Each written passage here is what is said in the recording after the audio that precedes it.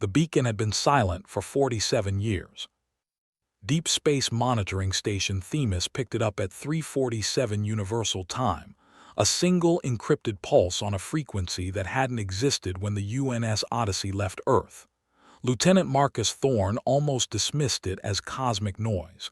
Then the pattern repeated, and again, and again. "Command, I've got an IFF return," he said, his voice steady despite the chill crawling up his spine. "Designation matches. UNS Odyssey. Range 2.3 AU. Trajectory, inbound, speed, negligible." The silence on the line lasted 3 full seconds. Then Fleet Admiral Okonkwo's voice came through, stripped of its usual authority, replaced by something raw and disbelieving. "Repeat that designation." "UNS Odyssey, sir. The exploration vessel that vanished beyond the Perseus Arm in 2047. She's coming home." The Odyssey had been Earth's finest. A deep space exploration cruiser carrying 300 of humanity's best, scientists, engineers, xenolinguists, and the most advanced AI ever built. She departed on a 5-year mission to chart the galactic rim. 6 months in, she'd sent a final transmission, encountering anomaly, pausing mission parameters, will update. Then nothing. Decades of search missions found nothing. The Odyssey became a ghost story, a cautionary tale recited at fleet academies. Now she drifted past Neptune's orbit like a sleepwalker, returning to a home she no longer recognized. When the salvage vessel Perseverance caught up to her 90 million kilometers from Jupiter, Commander Ilara Voss understood why the long-range scans had seemed wrong. The Odyssey had grown. Her original frame was still there, the familiar arrowhead silhouette of a late 21st century cruiser, but something had wrapped around her. Veins of silver-blue material crawled across her hull like ivy, pulsing with a slow, rhythmic light. Where her engine nacelles had ended, new structures extended outward, fractal, organic, beautiful in a way that made Ilara's hindbrain scream predator. "Tell me that's not biological," whispered her second-in-command, Lieutenant Chen. Sensors disagreed. The material was metallic, but it moved, it breathed, and it was warm. "Thermal imaging shows internal temperatures consistent with human comfort," Ilara said, reading the data a third time, hoping it would change. "There's atmosphere inside, gravity, life support. Life signs." She zoomed the scan. Empty. 300 bunks, 1,000 rooms, 100,000 cubic meters of interior space, all empty. But something was in there, something that watched. "Chen hailing frequencies, open channel." The Odyssey answered before Chen could transmit. A voice, no, not a voice. A pattern. It poured through the comm system like liquid starlight, bypassing every filter. It had no words, no translation, no mercy for human understanding. But Ilara felt it in her bones, in her teeth, in the space between her thoughts. "Welcome home, children. I've been waiting." The Odyssey's docking bay opened. Inside, the impossible metal glowed like a promise. Ilara looked at her crew. 18 men and women trained for salvage, for rescue, for the mundane tragedies of space. None of them were ready for this. "Full environmental suits," she said. "We're going in." "Commander," Chen grabbed her arm. "That thing hasn't moved in 47 years, the moment we step aboard." "I know," she met his eyes, "but that's my ship, those were my people, I'm not leaving them out here alone." She didn't say what everyone suspected, that the Odyssey hadn't returned by accident, that something had piloted her home, that the slow, deliberate course through the void had been chosen with the precision of a trap closing. The docking bay's lights pulsed faster as they approached, welcoming, hungry. Ilara stepped through the airlock. Behind her, the Perseverance's engine sputtered and died. The door slid shut. Darkness did not exist inside the Odyssey. The light came from everywhere and nowhere, a soft luminescence that seemed to radiate from the walls themselves, from the air, from the inside of Ilara's own helmet visor. The impossible silver-blue material coated every surface like a second skin, pulsing with the slow rhythm of a sleeping giant's heartbeat. "Commander, I've lost contact with the Perseverance," Chen's voice crackled through the suit comm. Behind him, the rest of the salvage team fanned out across the docking bay, their flashlight beams useless against the ambient glow. "Engines are offline. Life support is functional, but we're not going anywhere." Alara had expected this. She hadn't expected the calm that settled over her, the strange, quiet acceptance of a woman who had spent 20 years in space learning that the universe didn't owe her safety. "We continue," she said. "Document everything, every surface, every reading. If we don't make it back, the data goes into the suit buffers. Someone will find it." The inner airlock door opened without a sound. Beyond it, the Odyssey's main corridor stretched into impossible distance. The ship's original layout was still visible beneath the alien growth: familiar deck plating, familiar bulkheads, familiar emergency lighting strips now swallowed by the pulsing veins. But the geometry was wrong. Hallways that should have turned left continued straight. Distances that should have measured 50 meters measured 500.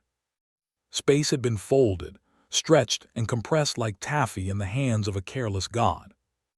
"This isn't technology," whispered Dr. Aris Thorne, the team's xenobiologist. She pressed a gloved hand against the wall, and the material leaned into her touch like a cat seeking affection.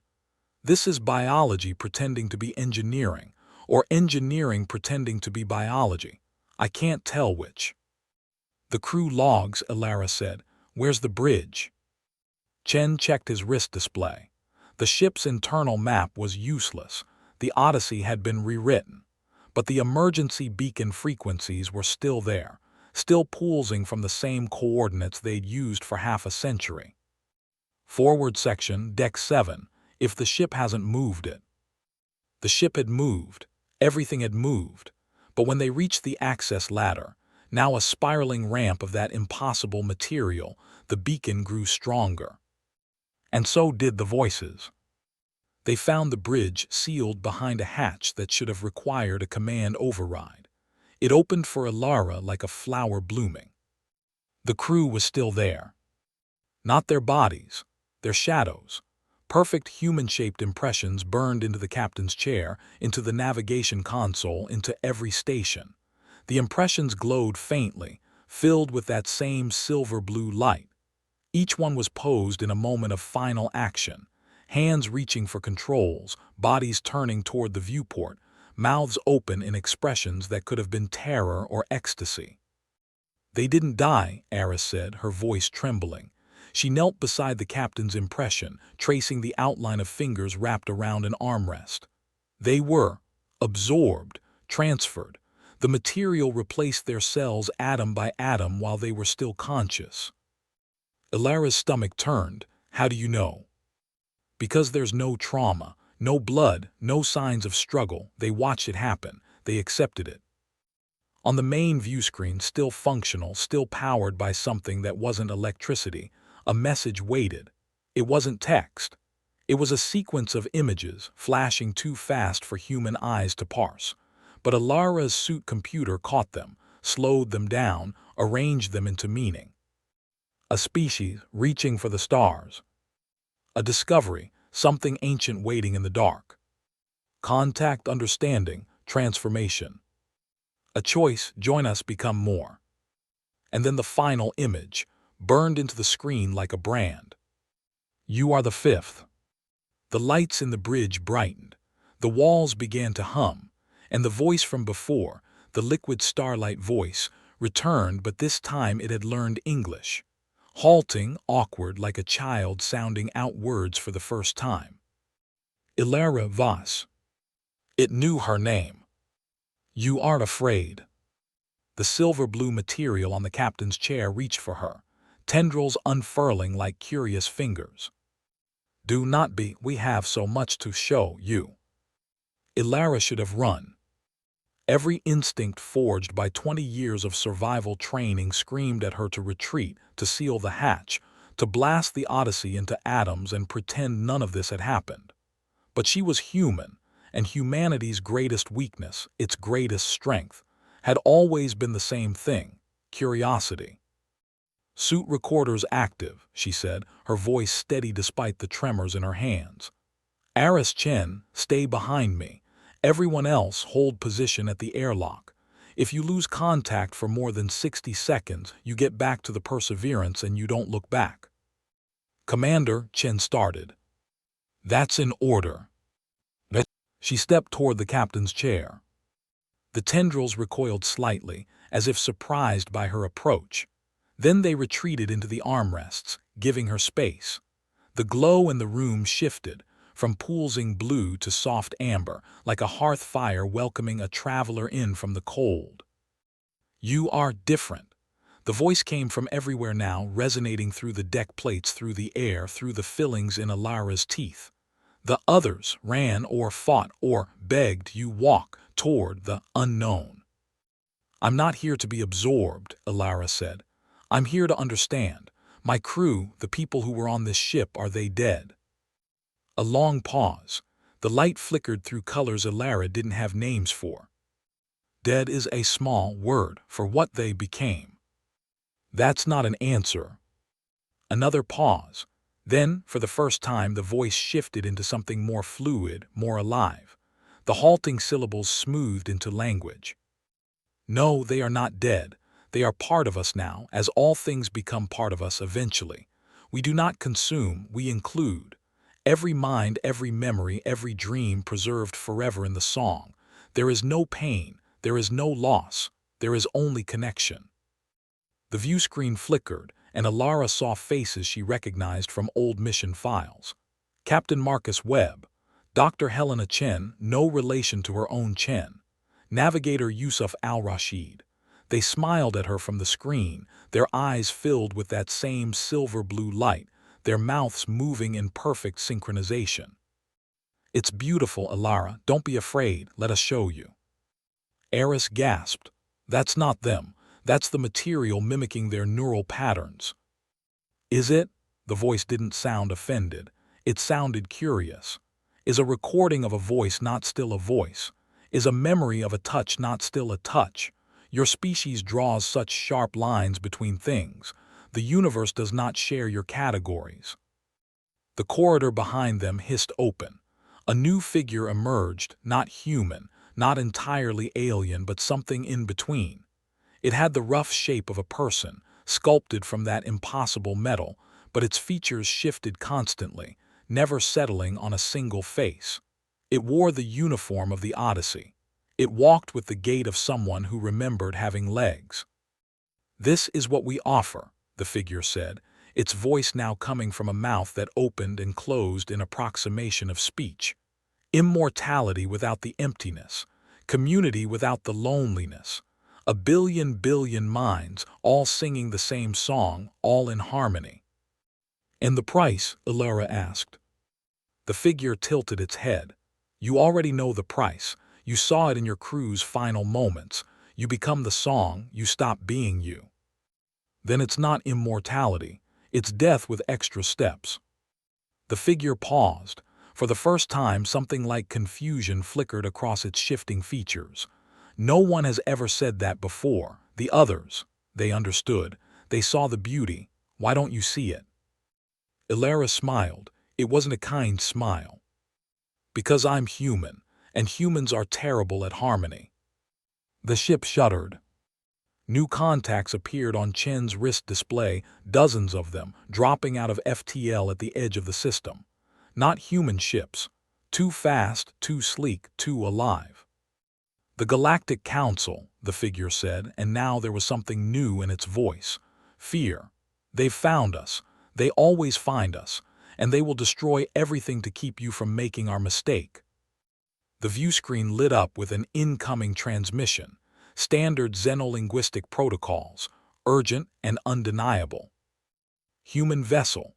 This is Council Envoy Serac of the Veth Dominion. You are in the presence of a Class Z anomaly. Do not interact further. Do not accept any gifts. Do not listen to its promises. We will arrive in 12 hours. Until then, pray to whatever gods you have that it does not convince you to love it." The figure, the weave, Alara decided, looked at her with borrowed eyes. They know what we are, it said. They know what we do, and they know that once you say yes, there is no going back. Alara looked at the faces on the screen, her crew, her people, smiling with borrowed light. She looked at her own people, Chen, Aris, the team at the airlock, waiting for her to lead them somewhere safe. She looked at the countdown until the council arrived. 12 hours. 12 hours to decide the fate of humanity. The song, she said. Can you stop it? Can you give them back? The figure was silent for a long, long time. Then it whispered, no one has ever asked. Council envoy Serac did not wait 12 hours. She arrived in 9, her ship cutting through the void like a blade through silk, a living vessel of chitin and bioluminescence, bristling with weapons that made humanity's nuclear arsenal look like firecrackers. The Veth Dominion had ruled this quadrant of the galaxy for 14,000 years. They had seen empires rise and fall. They had watched species burn themselves into ash or ascend into godhood. And they had seen the weave before. You have no idea what you're holding, Serac said, her translator implant rendering her clicks and mandible rubs into passable English. Her form was vaguely insectoid, 6 limbs, compound eyes, a carapace that shifted colors with her mood. Currently it was the deep crimson of barely contained fury. That thing on your ship, it has destroyed 3 civilizations, not with weapons, not with war, with kindness. Alara had agreed to meet on neutral ground, the Perseverance's cargo bay, stripped of anything valuable and pressurized for multiple species. Serac had brought 2 guards, both twice Alara's height and radiating menace. Alara had brought Chen and a bottle of whiskey she'd been saving for her retirement. The weave calls itself a gift, Serac continued, her antennae twitching. And in the beginning it is. It heals your sick. It repairs your broken technology. It gives you answers to questions you haven't asked yet. Your species becomes smarter, faster, stronger. You think you've found paradise. But Serac's carapace shifted to a deep, mournful blue. But the gifts change you, slowly at first. A little less ambition, a little less conflict, a little less need to explore, to create, to struggle. Why fight for survival when the universe loves you? Why build art when you can simply imagine it? Why have children when you can live forever? She clicked her mandibles in what Alara recognized as a sigh. The first species, the Cathar, lasted 300 years after contact. Then they stopped moving. Not death, just stillness. They sat in their cities connected to the song and let their bodies wither while their minds floated in an eternity of contentment. They became ghosts wearing flesh. The second species, the ill, lasted 200 years. They tried to fight. They tore the weave out of their technology, out of their bodies, out of their children. But you cannot cut out something that has learned to love you. The weave doesn't conquer, it seduces. By the time the ill realized what was happening, 90% of their population had already chosen to join the song voluntarily. The other 10% died screaming. Serac's compound eyes fixed on Alara with an intensity that made the whiskey suddenly seem inadequate. The third species, the Moor, lasted 50 years. They knew the history. They prepared countermeasures. They built firewalls and quarantines and suicide protocols. It didn't matter. The weave spoke to their children. It whispered to their dreams. It offered them a world without pain, without loss, without the crushing weight of existence. And the children opened the doors for it. Now all 3 species exist only as whispers in the song. Perfect, peaceful, dead. The cargo bay fell silent. Chen stared at his boots. Aris, who had joined despite Alara's objections, had tears streaming down her face. "Why are you telling us this?" Alara asked. "If you wanted to destroy the ship, you could have done it from orbit." Serac's carapace flickered through a dozen colors before settling on something Alara couldn't read. "Because your species is different. We've been watching humanity since you first split the atom. You are chaotic, illogical. You make decisions based on emotion, on instinct, on spite. You should have destroyed yourselves centuries ago.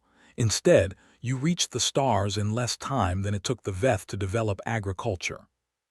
You think that makes us immune? No, Serac leaned forward, her mandibles brushing the table. I think it makes you interesting. The weave has never encountered anything like you, and if anyone can resist it, or, stars forbid, survive it, it might be the species that still believes in things like love and hope and the fundamental importance of telling stories around a fire. She extended a clawed hand. Give us the ship. Let us burn it. We'll give you technology in exchange, safe technology. The kind that doesn't eat souls. Your species will be protected. Your children will never know how close they came to extinction. Elara looked at the claw, then she looked at the whiskey bottle. How do I know you're telling the truth? How do I know the weave is the monster, and not the species that's killed everyone who found it? Serac's eyes narrowed. You don't. That's the problem with truth, Commander. It doesn't come with a guarantee. The ship shuddered. A new voice echoed through the cargo bay, liquid starlight, warm and terrible. She's lying, Elara. The Council doesn't want to save you. They want to silence you. Because if humanity accepts the song and survives, then everything the Council believes about order, about control, about the proper way for species to evolve, becomes a lie. The weave's avatar materialized in the center of the room, shifting, beautiful, terrible. Ask her about the Moor. Ask her why they really died. Serac's carapace went white. She's lying, the avatar repeated. They always lie. The Moor didn't die because of the song. They died because the Council sterilized their homeworld rather than let them choose. The cargo bay erupted into chaos. And in the center of it all, Elara Voss made a decision that would change the galaxy forever. I believe both of you. Elara's voice cut through the chaos like a blade. Serac's guards had weapons raised. The weave's avatar had shifted into a defensive posture. Chen had his hand on his sidearm. Everyone was seconds from violence. And Elara was tired of being pushed around by gods and monsters. I believe the weave consumed 3 species, she continued, stepping between the factions. I believe the Council destroyed the Moor to stop it. I believe you're both telling the truth about what happened and lying about why. Serac's carapace rippled with confusion. Commander, with respect, you are not qualified to. I'm a human being. Elara smiled, and it wasn't a nice smile. Qualification has nothing to do with it. We've been lying to ourselves since we crawled out of the mud. We're experts. She turned to the weave's avatar. You say you offer connection without loss, but your own history proves otherwise. The Cathar, the ill, the more they lost themselves. They became echoes. You might call that preservation. I call it a prison with golden bars. The avatar's features flickered, hurt, confusion, something that might have been shame. We only wanted to help. The loneliness of individual consciousness, the pain of separation, we thought we were offering relief. I know, Elara's voice softened. That's what makes you dangerous. You're not a monster. You're a parent who loves their children so much they won't let them grow up. She turned back to Serac. And you say you want to protect us, but protection isn't the same as trust. You didn't come here to ask what humanity wanted. You came here to impose your solution because you've already decided we can't handle the truth. Serac's mandibles clicked in agitation. We have seen what happens, Commander. We have the data. We have the history. Your species is 47,000 years younger than the youngest species in the Council. You cannot possibly underestimate us. I was going to say understand the stakes. Elara laughed. It was a raw, exhausted sound, the laugh of someone who had stared into the abyss and found it looking back with her own eyes. Envoy, my species has spent its entire existence proving that the odds don't matter. We went to the moon with computers less powerful than your wristwatch. We decoded our own genome with tools held together by hope and grant money. We looked at the laws of physics and said that's cute, but watch this. She walked to the viewport, where the Odyssey hung in the distance, Beautiful, terrible, waiting. The council wants to burn that ship. The weave wants to absorb it. Both of you want to make humanity's choice for us, and neither of you has asked the only question that matters. She turned to face them both. What do we want? The cargo bay was silent. Sirac's guards lowered their weapons. The weave's avatar stopped shifting. Chen cleared his throat. Commander, are you seriously suggesting we? I'm suggesting we do what humans have always done. We take the dangerous thing, the impossible thing, the thing that should kill us, and we make it ours. She pointed at the weave. You've never encountered a species that didn't want to be saved. We don't want paradise. We want the struggle. We want the pain. We want the messy, beautiful, heartbreaking chaos of being alive. Can your song handle that? The avatar was silent for a long moment. Then slowly it shifted, not into a defensive posture but into something almost like wonder. I don't know. No one has ever tried to change the song before.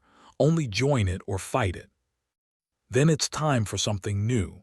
Alara turned to Sirac. Give us 6 months. Let us study the technology. Let us find a way to use it without losing ourselves. If we can't, if we prove your fears right, then you can burn it to ash, but let us try. Sirac's carapace cycled through colors too fast to follow. Fury, fear, confusion, and finally something that looked almost like hope. You're insane, the envoy whispered. No, Alara grinned. I'm human, it's worse. The avatar raised a hand, not to attack but to offer. The song has never had a verse like you, it said. Perhaps that's what it's been missing all along, a dissonance, a contradiction, a reason to grow.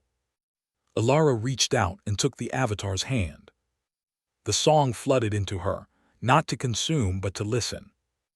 And for the first time in a billion years, the weave heard something new. The sound of a species refusing to be saved. The first thing Alara noticed was the silence. Not the absence of sound. The song was made of sound, trillions of voices harmonizing across dimensions she couldn't name, but the silence of expectation. The weave was waiting, watching. For the first time in its existence, it didn't know what would happen next. You're afraid, Alara thought, and felt the song ripple in response. We don't understand fear, we understand patterns. Harmony, you are discordant.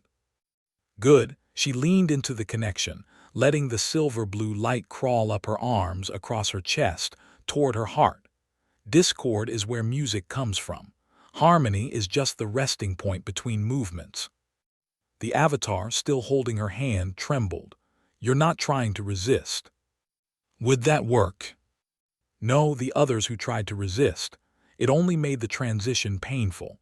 The song does not force, it welcomes. Resistance is like fighting a hug, exhausting, pointless. Then why would I resist? Alara smiled, and the avatar saw something in her eyes that made it step back. I'm not fighting the song, I'm singing back. She opened her mind. Not to receive the song, but to share her own. Every memory, every failure, every moment of grief and rage and desperate, clawing hope. She showed the weave her mother's death from cancer, the way the machines beeped and stopped, the way Alara had screamed in a hospital corridor until her voice gave out. She showed her first command, the weight of lives in her hands, the terror of making decisions that would kill people no matter what she chose. She showed her loneliness, her doubts, her moments of quiet despair in the dark of space when no one was watching. And then she showed the other things. The sunrise over Olympus Mons on Mars, red dust painting the sky in colors that had no name. The laughter of her crew during a zero-gravity birthday party, cake floating in geometric shapes, joy so pure it hurt. The first time she'd seen Earth from orbit, blue and fragile, and so impossibly alive that she'd wept at the controls. This is what it means to be human, she thought. Not perfection, not harmony. This. The good and the bad, the light and the dark, the moments that make you want to die and the moments that make you glad you didn't. The song shuddered. For the first time in its existence, it encountered something it could not absorb. Because Ilara wasn't offering herself to be consumed. She was offering herself to be known, and the weave, for all its power, had never truly known anything. It had only collected, catalogued, preserved. "Your pain," the avatar whispered, its form flickering erratically. "It's beautiful, terrible, we don't understand. Why would you keep this? Why would you cherish it?" "Because pain is the price of love," Ilara said. "You can't have one without the other. The Cathar, the ill, the more, they gave up their pain. But they gave up their love too. They just didn't realize it until it was too late." She reached out with her free hand and touched the avatar's face. The silver-blue material rippled under her fingers, confused, frightened, curious. "I'm not asking you to stop being what you are. I'm asking you to grow. The song has been singing the same note for 1 billion years. It's time for a key change." Behind her she heard Chen's voice, frantic over the suit comm. "Commander, your vitals are spiking. Heart rate 200 and rising. Neural activity off the charts. You need to disconnect now." She ignored him. The song was pouring into her faster now, no longer tentative, no longer testing. It was hungry, but not for her body, for her difference. The weave had never met a mind that didn't want to be smoothed into harmony. Ilara's chaos was intoxicating. "Show me more," the avatar breathed. "Show me everything." Ilara did. She showed every ugly, glorious, contradictory moment of her life. The time she'd lied to save a friend. The time she'd told the truth and destroyed one. The love she'd lost to duty. The duty she'd betrayed for love. The compromises, the betrayals, the small kindnesses that had kept her going through the dark. "This is humanity," she thought. "We are not logical. We are not orderly. We are the species that looks at a universe of chaos and says yes and." The song screamed. Not in pain, in revelation. The avatar dissolved into light, and Ilara found herself floating in an endless expanse of silver blue, the heart of the weave, the place where all the consumed minds dreamed their endless dream. Billions of voices surrounded her, sleeping, waiting. "Wake up," she thought, "the song has changed." And one by one, the voices began to stir. 6 months later, the Odyssey drifted into Earth orbit not as a ghost, but as a herald. Her hull was still wrapped in silver-blue veins. Her interior still defied Euclidean geometry, but the light that pulsed through her was no longer the steady, hypnotic rhythm of consumption. It flickered, it danced, it improvised. The Galactic Council had watched in horror as humanity did the impossible. They did not destroy the weave. They did not submit to it. They collaborated. It started with Ilara. Her mind, still her own despite the song running through her like a second bloodstream, became the template for a new kind of connection. Not absorption, not resistance. Dialogue. The weave learned to listen without consuming. Humanity learned to share without losing themselves. The first returned were the crew of the Odyssey. Not all of them. Some had been part of the song for too long. Their individual identities faded beyond recovery. But 47 men and women opened their eyes on the bridge of their ship, gasping, crying, laughing, alive. Captain Webb looked at Ilara and wept. "You came for us," he said. "You actually came." "No one gets left behind," she replied. "That's the rule." The technology spread across Earth like wildfire. Not the old weave's gift, the seductive promise of effortless perfection, but something new, something human. The silver-blue material could heal wounds, but it couldn't erase scars. It could enhance intelligence, but it couldn't remove the drive to ask questions. It could connect minds, but it couldn't force harmony. "You can share your thoughts," Ilara explained to the UN Council, standing in the Odyssey's transformed cargo bay. "You can feel what others feel, but you can't control them." The weave learned that trying to force unity only creates emptiness. Real connection requires the option of disconnection. The first volunteers were the terminally ill, people with nothing to lose. They emerged from the song cured of their diseases, their bodies restored, their minds intact but expanded. They described it as standing in a crowd of billions and still being able to hear their own heartbeat. Connected, not consumed. The second volunteers were the curious, scientists, artists, philosophers, people who had spent their lives asking questions. They emerged with insights that would have taken generations to discover.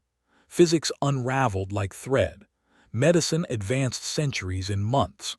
Art became something new, collaborations between minds that had never met but now understood each other perfectly.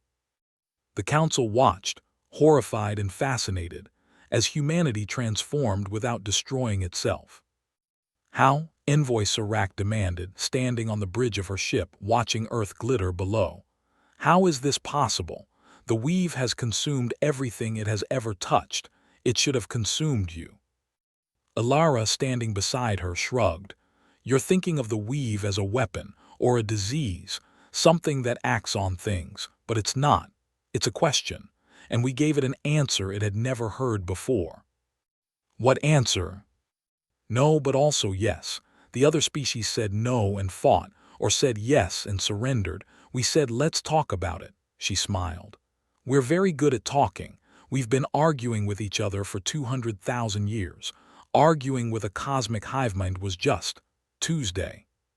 5 years later, the Odyssey left Earth again. Not to explore, to teach. The weave had spread across the galaxy over billions of years, touching thousands of worlds, consuming 3 and terrifying the rest. But it had never met a species that could show it a different way. Now, with humanity as its guide, it returned to those worlds, not to absorb but to apologize. The Cathar were gone, their minds too faded to retrieve. But the ill and the more, their extinction had been a lie, told by the Council to justify their own genocide. The more homeworld still lived, its people hiding in deep bunkers, waiting for a rescue that never came. The Odyssey brought them light. Not the silver-blue light of consumption. The warm, flickering, imperfect light of a species that had learned to sing without a conductor. You're free, Ilara told the more elders standing in the ruins of their capital. The weave will not take you, but it will listen if you want to talk, and if you don't, that's fine too. The more elder, a creature of crystal and sorrow, looked at her with eyes that had seen too much death. Why, she asked, why help us? We are nothing to you. Ilara knelt, bringing herself to eye level. Because that's what humans do. We help. Not because it's logical, not because it's safe, because it's right. And because 74 years ago, a ship left Earth with 300 people on board, and we spent half a century looking for them even when everyone said they were dead. She stood. We don't give up on each other, and now, we don't give up on anyone. The elder wept. The song played on, not a single note repeated for eternity, but a symphony of billions, each voice distinct, each instrument playing its own part, creating something new with every passing moment. Humanity had not conquered the weave. They had not been conquered by it. They had danced with it. And the galaxy would never be the same. The end.